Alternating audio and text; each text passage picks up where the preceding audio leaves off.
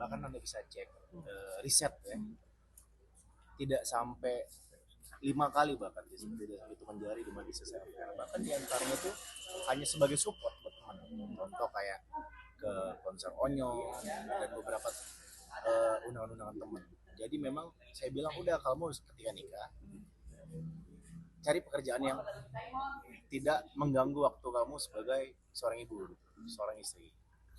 Ya udah gitu, hasil kesepakatan kita bersama setidaknya untuk saat ini ya saya memang membatasi. Dan kalau Anda riset tidak hanya netizen yang mohon maaf netizen yang SDM rendah ya bisa dibilang, karena tidak tidak riset terlebih dahulu terhadap apa yang Anda lihat. Anda bisa melihat fakta bahwa selama hampir 6 tahun kita ketemu, istri saya itu cuma sekali off air di Sulawesi, itu pun kontraknya udah berlaku sebelum kita kenal gitu. Jadi memang saya membatasi, saya nggak mau biarin sampai dimana dulu dari kota ke kota sampai pingsan istri saya gitu. Ya kalau Anda ngerasa Anda asumsi Anda benar, Anda silakan datang ke rumah saya, boleh kita cek sekalian mutasi rekeningnya, atau Anda mau nggak apa-apa kalau memang atau kumpulin kolek lah video di mana istri saya nyanyi seperti yang dahulu dia lakukan sebelum nikah. Kalau ada lebih dari 5 kali, Anda saya kasih uang cash.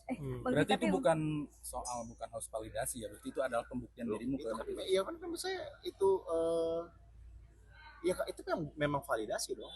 Itu kan validasi di mana kita memvalidasi hal yang menjadi asumsi liar bagi sebagian orang. Dimana mungkin Anda juga kan yang bisa jadi Anda yang saat itu menggoreng berita saya, memframing saya, itu kan framingan tuh. Yang saya hanya menjelaskan ini loh yang kamu lihat di media tidak seperti asumsi yang ada di kepala kamu gitu. Bang Bi, tadi menjaga keharmonisan rumah tangga sih seperti apa sih Bang Bilar? Kalau kita masih belajar, kita nggak bisa, kita bukan pasangan yang sempurna.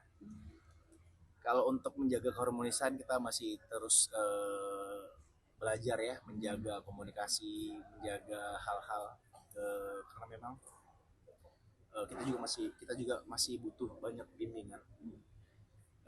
Kalau untuk minta nasihat ya jangan dari kita lah. Tapi ketika sudah lama lah menjalin hubungan, sudah lama menikah. Ketika menemui likukan tajam waktu itu kan Kak Lesti sempat kayak mau putus asa dalam pernikahan itu Kak. Siapa bilang? Kamu atau istri saya bilang? Waktu ada yang kemarin itu maksudnya itu kan ada karena berita enggak gitu ya, tapi waktu yang ya, berita bahkan itu yang ribut-ribut kan wartawan kan bukan kami kan. Gitu. Berarti sebenarnya Kak Lesti tidak putus asa dalam menjaga pernikahan. Yang bilang itu siapa? Anda tuh?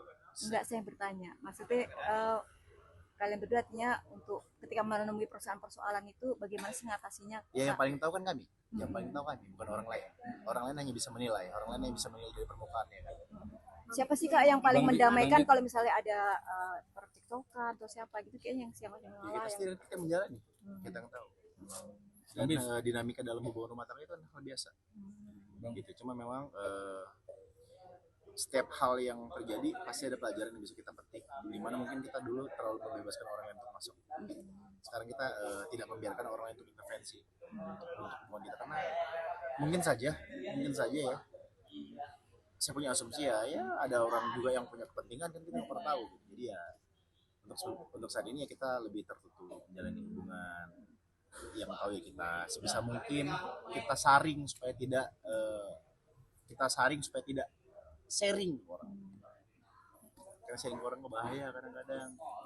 Suka dipelintir, suka lebih-lebihin demi kepentingannya. Jadi bahaya gak sih buat keutuhan rumah tangga gitu? Bang Bi, dikit dong. Tahu, Anda gimana pengalaman?